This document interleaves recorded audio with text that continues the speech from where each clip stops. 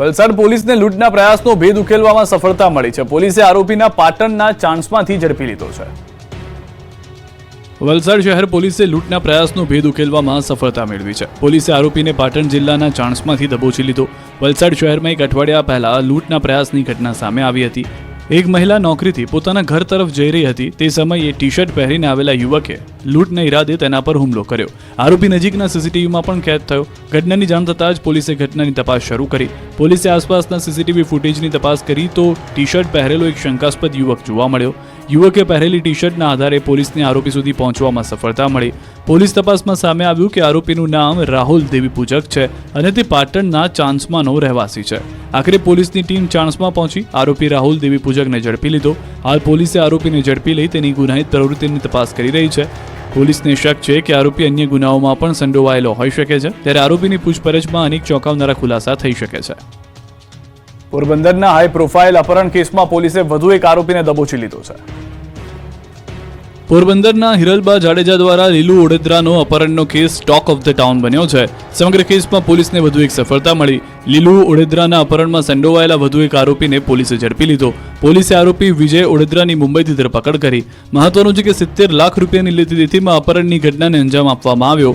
પોરબંદરના કુચડી ગામના વતની અને હાલ ઇઝરાયલમાં રહેતા લીલુ ઓડેદરા સહિત તેમના પિતા, પતિ અને પુત્રનું અપહરણ કરવામાં આવ્યું હતું, જેમાં કુતિયાણાના પૂર્વ ધારાસભ્ય ભૂરા મુંજા જાડેજાની પત્ની હિરલબા જાડેજા સહિત હિતેશ ઓડેદરા, વિજય ઓડેદરા અને કેટલાક અન્ય શખ્સોએ અપહરણની ઘટનાને અંજામ આપ્યો હતો।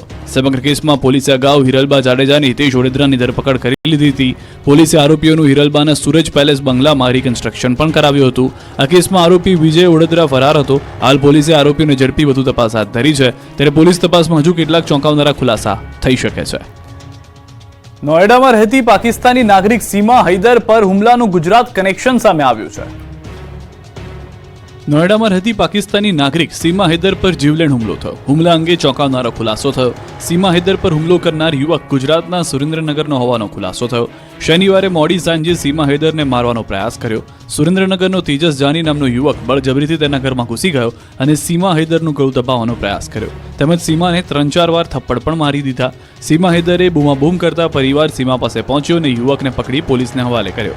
સમગ્ર ઘટનાની જાણ થતાં જ પોલીસ તપાસનો ધમધમાટ શરૂ કરી ચૂકી છે। તપાસમાં સામે આવ્યું કે આરોપી ગુજરાતના સુરેન્દ્રનગરનો રહેવાસી છે।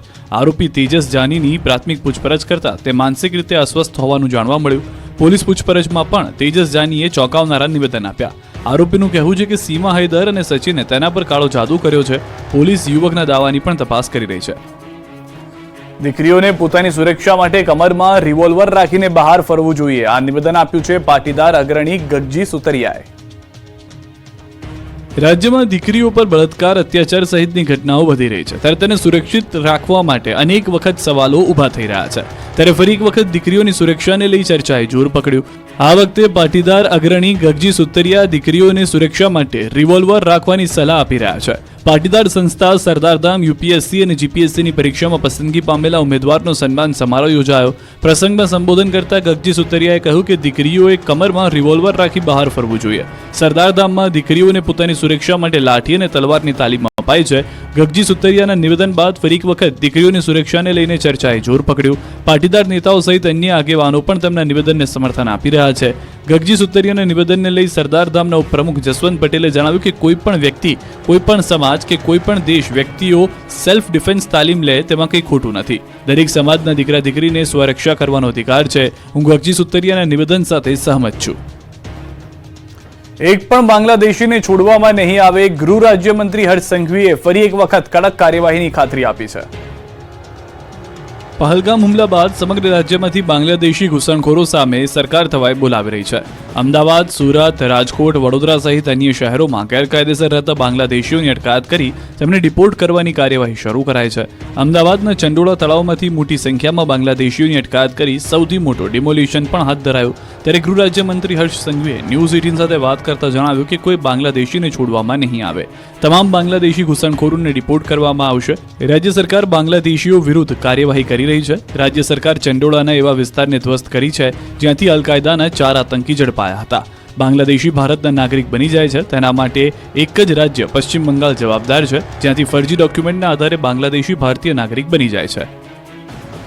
સુરત પોલીસની બાંગ્લાદેશીઓ સામે કડક કાર્યવાહી. બાંગ્લાદેશી બસ્તી તરીકે ઓળખાતા વિસ્તારમાં પોલીસની તપાસ. પોલીસની કાર્યવાહીથી બાંગ્લાદેશીઓમાં ફફડાટ. કેટલાક બાંગ્લાદેશીઓ ઘર બંધ કરી ફરાર. પોલીસે ઘરના તાળા તોડી કાર્યવાહી કરી.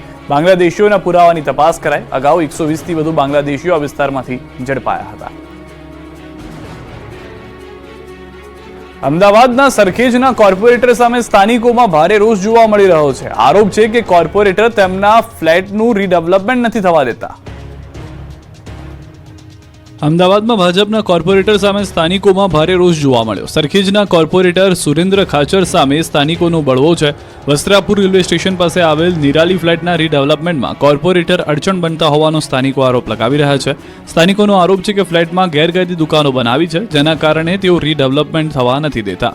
સમગ્ર મામલે અહીંના સ્થાનિકો મોટી સંખ્યામાં એકત્ર થઈ આનંદનગર પોલીસ સ્ટેશન પહોંચ્યા. સ્થાનિકોનો એ પણ આરોપ છે કે છેલ્લા 5 વર્ષથી દુકાનો ચલાવી રહ્યા છે, પણ હવે જ્યારે અમે નવા ઘર બનાવવા માંગીએ છીએ ત્યારે તેઓ અડચણ બની રહ્યા છે. સ્થાનિકોનું કહેવું છે કે અમારા ઘર જર્જરિત થઈ ગયા છે. રોજ કોઈના ઘરના પોપડા પડી રહ્યા છે, જેના કારણે જાનહાનિ થવાનો પણ ડર સતાવી રહ્યો છે. સ્થાનિકોનું કહેવું છે કે અમારા બાળકોને કંઈ થશે તો તેની જવાબદારી કોણ લેશે? કોર્પોરેટરના ભાણા પ્રદીપભાઈ ખાચર સતત ધમકી આપી રહ્યા છે, જેનાથી સ્થાનિકો કંટાળી ગયા છે. આ તરફ કોર્પોરેટર સુરેન્દ્ર ખાચરનું કહેવું છે કે બિલ્ડર અહીંના સ્થાનિકોને ઉશ્કેરી રહ્યો છે.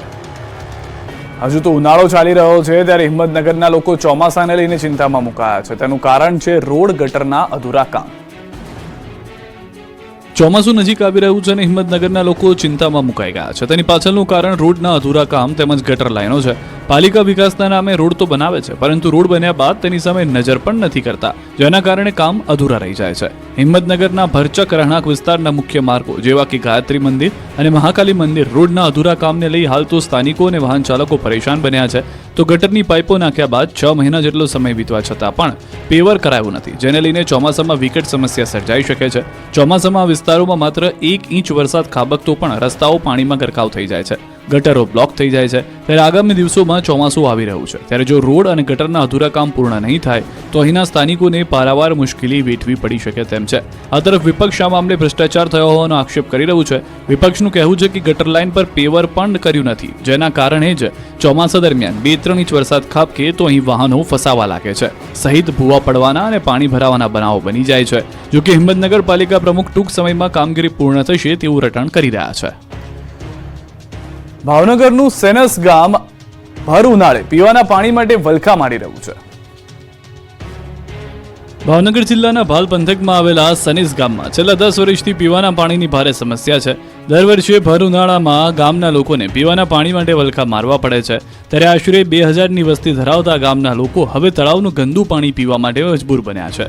સનીસ ગામમાં પહેલા પાણીની જૂની લાઈન બંધ કરી નવી લાઈન નાખવામાં આવી અને ત્યારથી સનીસ ગામે પાણીની સમસ્યા ઊભી થઈ છે. તળાવનું પાણી પીને ગામના લોકો બીમારીનો ભોગ બની રહ્યા છે.